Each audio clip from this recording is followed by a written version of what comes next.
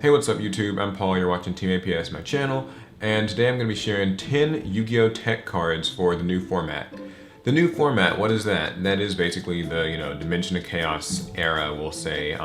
Kozmos, the Performapal, Pendulum deck, the Monarch deck that's going to be coming soon, the Magicians, all of that. So, these are tech cards that some people have already thought of, and some of them are kind of just more conjecture on my part, but I'm going to explain each one. And I'm going to try to be pretty quick to make this not like a 20-minute long video. So the first card is Denko Sekka. Now, why would this card be useful in a pendulum format where you just have a bunch of face-up, pendulum stuff? Denko Sekka stops set cards. Well, the thing is, Great Horn of Heaven and the soon-to-be here Solemn Notice are, I don't know what the translation will be, but those are both powerful counter trap cards that have to be set. And the cool part about Denko Sekka is that it stops them from being activated, but they can't even activate to negate the summon of Denko Sekka because she is a normal summon. She can't actually be special summoned. So it's really cool, and if you're going to be playing a pendulum deck, which you'll probably be doing because that's what this era is kind of going to be about, then it's great. You can still have your pendulum scales face up and just have Denko Sekka and still pendulum summon and be fine, but also it's a good way to shut your opponent out of using those powerful counter traps. And like Mad Spectre Tornado is another great example. There are a lot of traps that actually can be stopped by Denko, so while I don't think it'll be as prevalent as last format, I do think that it's going to be quite useful to just have as a really valuable tech card. I'm also reading off my computer if you haven't noticed, so you'll have to excuse that. Next card's Doomstar Magician. So it's a level 4 Dark Spellcaster or whatever. This card's already gotten a little bit of hype recently, a bit of a price hike too. Once per turn, you can discard one card, target one card in either player's pendulum zone, and destroy that card. And if you do, you draw one card. So the value here, of course, is that this is a +1. You can just pop their, pendulum card and draw a card off of it to make sure that you don't just go even. It would have been better if it was a quick effect, but you can't have your cake and eat it too. That might actually get a little bit crazy. So it's cool because you need a way to deal with scales. Dealing with just the monsters these days isn't enough. You have to have some kind of way to get rid of scales, and anything that you can do to get rid of scales that doesn't neg you or make it a 0 is actually super valuable because we're slowly approaching a point where a single MST isn't often enough to deal with pendulum scales at all. So anything that can at least, ensure that you kind of maintain some card advantage, it's really quite valuable. It would have been really cool if Doomstar Magician was a Pendulum Monster, but whatever. And Droll and Lockbird is the next card, and Droll and Lockbird is a hand trap. It's not really one that a lot of people like to use. You discard it after your opponent searches from their deck to their hand or draws, and but not in the draw phase. And then for the rest of the turn, neither player can add cards from their deck to their hand, including drawing them.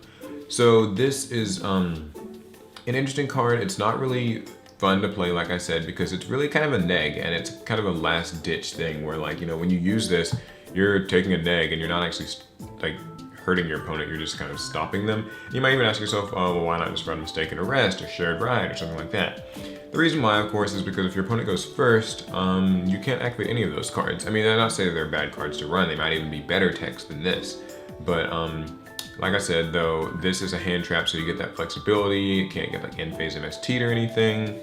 I think that this will only really be a useful tech if the Performapal Pendulum deck becomes PP, however the hell they say it. So yeah, I really only think this card will be super great as a tech if that deck becomes the dominant tier 0 deck that everybody's saying it'll be, which share my thoughts on that at another time. But yeah, really cool card. Next is Galaxy Cyclone, and I actually honestly kind of was thinking that this card would become a staple when it was released, but the reason it didn't, honestly, in my opinion, is just because of the price. But it's tough to get, but if you have copies, they're really good tech cards. You get to destroy a set card, and even if they flip it face up, it still gets destroyed. And then later, you get to banish it and destroy another face up card. Useful for a number of reasons. It's a +1. It can deal with scales, and if you haven't already kind of caught on, dealing with scales is going to be really important in this kind of upcoming format. And also, you can deal with any floodgates really. Cards like Lose a Turn, Mistake, any of those kind of annoying things. A way to get rid of something that might destroy Vanity's Emptiness. Really useful card. And as I was mentioning before, MST just kind of isn't enough. You need some sort of a way to get rid of cards that kind of is a plus. You can't, just a single MST might just get Wavering Eyes chained to it or something, and then you just kind of sit there looking stupid. So Galaxy Cyclone, hopefully it gets reprinted, would be a great tech too. Next is Magical Spring, which is a card that definitely picked up recently. And its effect is a bit confusing, but not really. You draw cards equal to the number of face-up spell and trap cards that your opponent controls, and then you discard cards equal to the number of face-up spell and trap cards that you control. And it's included in the count, unfortunately. But this is really cool because against Pendulum scales, if they have both their scales set up, you'll get to draw 2 cards and you'll discard 1 card. That kind of makes this a graceful charity, which is quite good. It's still a 0 in that sense, but you can plus at nearly any moment as long as you chain this to the activation of something. So, against Magic Specters, you can easily, make your money back when you activate this card, and against, Floodgates or something, it's even better. So you can get a lot of pluses. The second effect is also important because after you use it for until the end of your opponent's next turn, their spells and traps actually can't be destroyed. And that sounds like that'd be like, what? Why would you want that? Well, the useful thing here is that means they can't use Wavering Eyes, and also they can't use cards like Luster Pendulum, and that's really a big deal. So you're probably thinking, well, I don't know if I really like the idea of that. This is really good. Remember, you can chain this effect to the effect of, something like Wavering Eyes. Wavering Eyes doesn't destroy the cards as a cost, and the big threat with Wavering Eyes is actually the possibility your opponent would chain Wavering Eyes to your Wavering Eyes. Well, if you chain this to your opponent's Wavering Eyes when they're trying to pop both of their scales, you will actually get to draw quite a lot of cards, and their Wavering Eyes can't destroy anything. Really, really, really good. The next card is Pendulum Impenetrable. So this is kind of an older one. It came out in World Superstars, and it might kind of just end up getting overshadowed by other things, but I thought I would put it in this list anyway. It's a quick play spell, and during a turn you activate it. Cards in the Pendulum Zones can't be destroyed by your opponent's card effects. Also, you get to negate any effect activated by your opponent that targets a card in the Pendulum Zone. So this protects your scales, but it also, like the last card, can actually stop things like Wavering Eyes and things like Luster Pendulum. So in that way, it's really quite good because it affects both people's Pendulum Zones, yours and theirs. So you can chain this to something like Wavering Eyes. You can actually, really do some valuable things. This card can be defensive in more ways than just protecting you from a random MST. And when you use it that way, it's actually super good. So definitely a card to look into getting. And the next one is Storming Mirror Force. Pretty cool. Storming Mirror Force is useful. It's just the Mirror Force that bounces cards back. We all kind of already know what that does, but it's going to be largely more useful than Mirror Force because, well, Mirror Force destroys, a lot of things float these days, and just go back to the extra deck and get some sort of plus. Cosmos do it, everything does it, and so Mirror Force is not quite as useful, but Storming Mirror Force bounces, and that's got some inherent value. Bouncing Cosmos back to the hand might not seem really valuable, but they're harder to summon from the hand when there is all back there, and that gives you a lot of time. And also things like Magic Specters, I'd honestly rather have them in the hand than not getting destroyed by Mirror Force. So anyway, yeah, that's one way to use the card. I think it's going to be pretty useful. I don't necessarily know it'll replace Mirror Force, but like I said, this is a video about tech cards. Next is Time Space Trap Hole, which I think is going to probably be just another great anti-pendulum card. I mean, Great Horn of Heaven kind of does that job too, but Time Space Trap Hole shuffles things back into the deck, which is really, really valuable.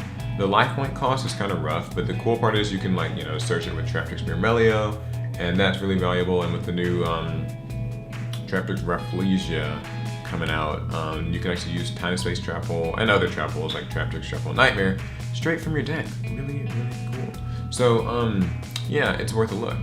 And then the last one is Wiretap, which is kind of an older card and not necessarily going to be the best tech, but the reason why I say it is because A, you can of course negate any trap, and that's cool, but B, it negates Great Horn and Solemn Notice, and those are going to, like I was saying with Denko Sekka, be really powerful cards. They're going to be used almost as staples in a lot of decks, and anything that can sort of quickly deal with them for just free is going to be pretty useful. And the last tech card is Wavering Eyes. Now, I didn't really want to include this, and it was kind of between it and like Instant Fusion, but I just figured I'll use Wavering Eyes because it's going to be staple in certain decks. But in any deck, any kind of generic Pendulum deck, and like I said, that's kind of what a lot of people are going to be playing, in any deck you can use it just if only to stop your opponent's Wavering Eyes. So if, you know, Wavering Eyes becomes staple, it also becomes, or if it becomes a staple in Pendulum decks, and Pendulum decks become prominent, which they will, then it becomes like sort of an anti-counter type of weird zigzag, tic-tac-toe, rock, paper, scissors thing. Because, you know, chaining your Wavering Eyes to their Wavering Eyes is the best feeling ever until they chain theirs back, but then hopefully get a second one. Anyway, the point is, it's a pretty good card. And if you're running a Pendulum deck yourself, it's a pretty great card. If you can actually get the effect when you destroy 4 of them, 4 Pendulums, it's like, oh, that's crazy. So, those are 10 really cool tech cards for the upcoming format. I'm sure that there are loads that I could have included. I mean, honestly, that's what these types of videos are for. As always, in the comments, leave your suggestions. What other tech cards could people run in this upcoming format? It's going to be crazy enough as it is, so any ideas that, you know, people can run to get an edge in the meta sound like a great idea to me. Leave them in the comments. I hope you guys enjoyed the video. Be sure to give it a thumbs up if you did, maybe share it around, subscribe for more Yu-Gi-Oh! You can follow me on social media, and also I'm starting back at Let's Play of Yu-Gi-Oh! Legacy of the Duelists if you haven't already seen. So anyway, that's the video. Thanks guys, I'll catch you later.